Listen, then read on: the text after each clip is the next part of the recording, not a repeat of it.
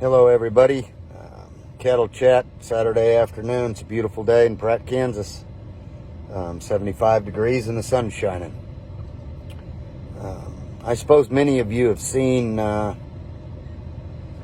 NCBA's statement the last few days and interview on AgriTalk. I guess I've got some questions, maybe a little rebuttal here, and open up a dialogue to some discussion. And I'd like to state first, I'm not a member of U.S. Cattlemen's. I'm not a member of RCAF. I have been a member of NCBA and KattleUSA by default, but not affiliated with one or the other, and not in a piss and match from one association to another. Just a guy in the cattle business that's concerned about other cattlemen of this country. So I'd like to address a few things that were in that interview.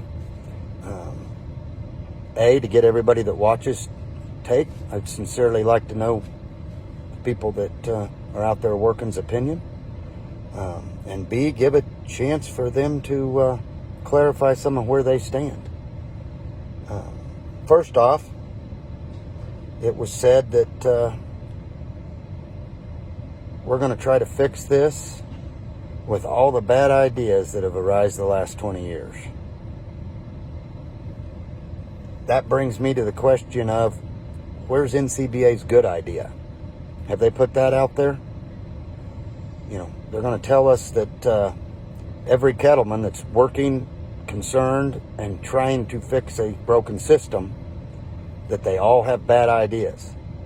But I haven't seen their good idea in print or what they're going to propose to go forward with for us. I mean, is that out there? Maybe I've missed it.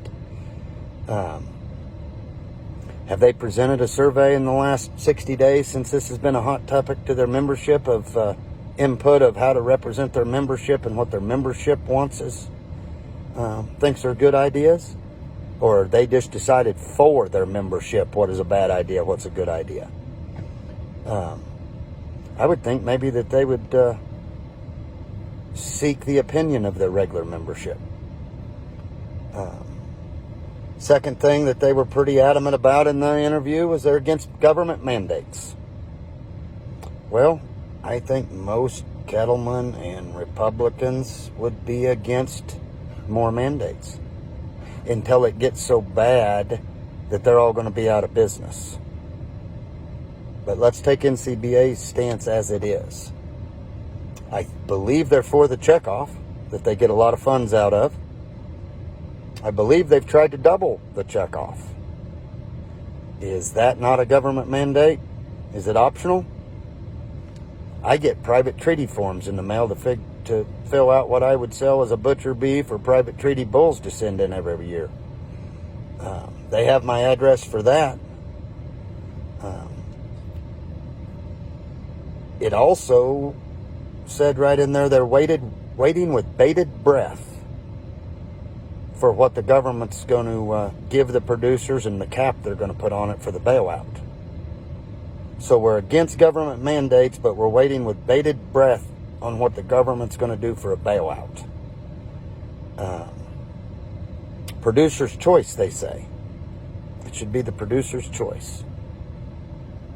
Again, have they surveyed the producers in their membership that they tout? They have a large percentage of cow-calf producers that are members, to see what their choice is they want NCBA to stand on. I would wager, and I have no idea these percentages, somebody affiliated with the NCBA that'd like to give them to me would be great. But a good part of their cow-calf producers that are members would be a member by default from fair share dues at the feed yards they feed with. That if you don't look real close, you don't even know you pay. They deduct 60 cents if it's a feed yard that's affiliated with a state association under NCBA's umbrella. Then that state association sends a percentage of that on to NCBA, and that's how you become an automatic member. So above and beyond the dollar you will sell when you market that fat cattle, your feed yard's taking 60 cents out for your state association to divvy up. So how many cow-calf producers do they represent that other than the fair share dues, fill out and send in their dues every year? What percentage is that?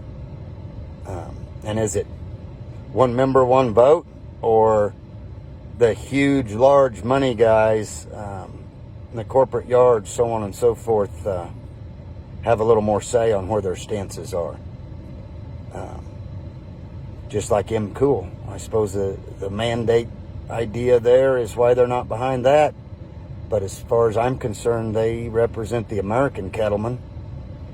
And I don't think it should have to be a mandate that the American cattlemen can distinguish their product away from a foreign product that has a 50% chance to be processed by a foreign packer and sold to the American consumer with a label that says product of the USA. I think it should be, the Americans' choice to distinguish their product. I think NCBA, U.S. Cattlemen's, RCAF, I don't care who you are, I think you ought to want an American product to be distinguished. They go on to say that if 5014 passed, that a good one would be worth less. I don't know how they know that. I don't know that. But I don't know how more negotiated trade is going to devalue a good one. I do not know how a reduction in unpriced grid cattle handed to them in turn turns those grid cattle into captive supply and gives them inventory.